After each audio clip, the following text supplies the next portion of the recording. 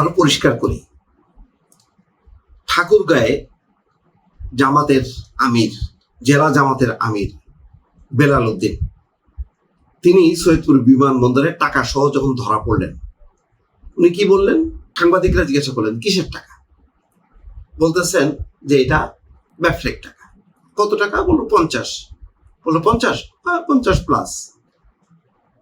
শেষ পর্যন্ত কত মিলল মেশিনে গোনার পরে? 74 লাখ টাকা।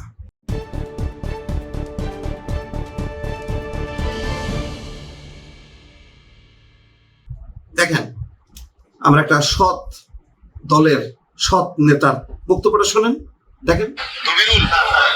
দবিরুল মানে কোন এমপি ছিল? দবিরুল এমপি ছেলে আপনি? ও আচ্ছা আচ্ছা। আর কি গ্রামের নাম কি? শহরে হাজিপাড়া, ঠাকুরগাঁও সদরে প্রপারে বাসা। কি করেন আপনি? শিক্ষকতা। কোন স্কুলে শিক্ষকতা করে? শোনেন, ঠাকুরগাঁও সালন্দার কলেজের শিক্ষক আপনি? শিক্ষকতা করেন কিন্তু আবার বড় ব্যবসায়ী ছিলেন।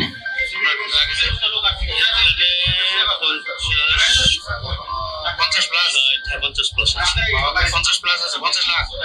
হ্যাঁ, কিসের টাকা এগুলো? ব্যবসা। কিসের ব্যবসা করেন? গার্মেন্টসের ব্যবসা করেন। কি শুনলেন? মিলল? কি করেন? শিক্ষকতা। কোথায় করেন সেটা বললো। আবার ব্যবসায়ী, মানে তাহলে শিক্ষকতাটা কোনো পেশা না, ওটা হলো একটা ফ্যাশন আর কি। কোনটা মানে ব্যবসা না কোনটা? যাক, এটা বাদ দিলাম। টাকার পরিমাণ উনি ঢাকা বিমানবন্দর থেকে নিয়ে আসতেছেন সৈয়দপুরে ব্যবসায়িক কাজে। হ্যাঁ, সৈয়দপুরে নাকি ঠাকুরগাঁয়ে কি গার্মেন্টস ফ্যাক্টরি আছে? শ্রমিকদের বেতন দেবেন? গার্মেন্টস তো ঢাকায়, ঠাকুরগাঁয়ে বা সৈয়দপুরে গার্মেন্টস ফ্যাক্টরি আছে বলে জানা হয়নি। যাক, মানলাম। কিন্তু ওনার সৎ কথাটা কি? 50 লাখ টাকা। 50 প্লাস, হয়তো 50 বা 52, 55, তাই তো দাঁড়ায়, তাই না? পাওয়া গেল কত এখন? 74 লাখ টাকা। দেখলেন ভণ্ডামি কাকে বলে?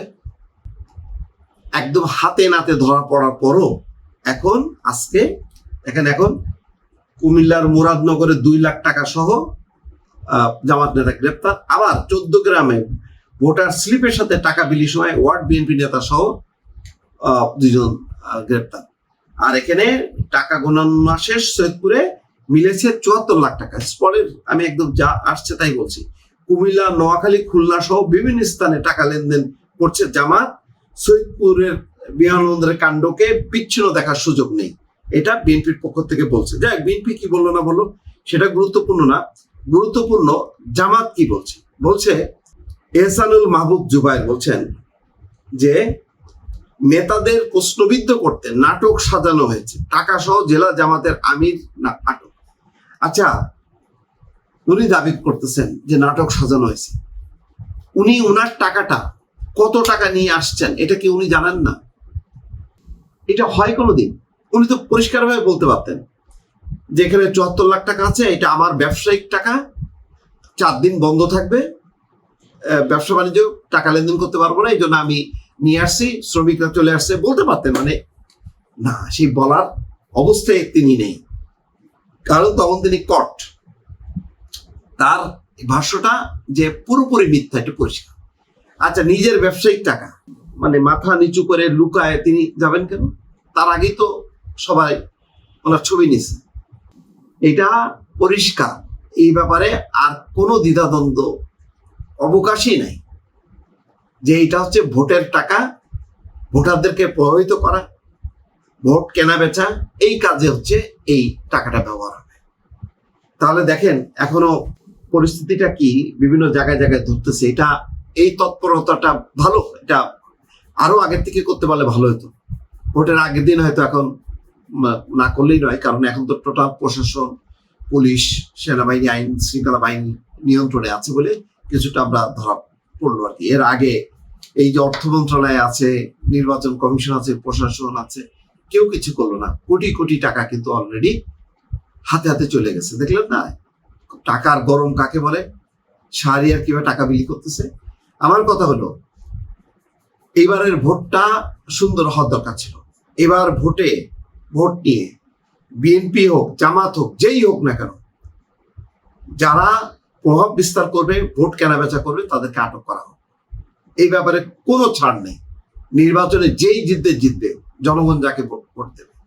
কিন্তু এটা কি দেখলাম? এত সততার কথা বলা হয়, অন্য দলকে চাঁদাবাজ, দুর্নীতিবাজ বলা হয়। আজকের এই ঘটনাটা তো একদম চোখে আঙুল দিয়ে দেখা, মানে সবাইকে, পুরো জাতিকে দেখানো হলো যে তারা ধর্ম নিয়ে যে ব্যবসা করে, একটা মানে ভয়ঙ্কর ব্যাপার। আপনি ধর্ম নিয়ে, মাথায় টুপি দাড়ি নিয়ে আপনি সত্য কথাটা বললেন না।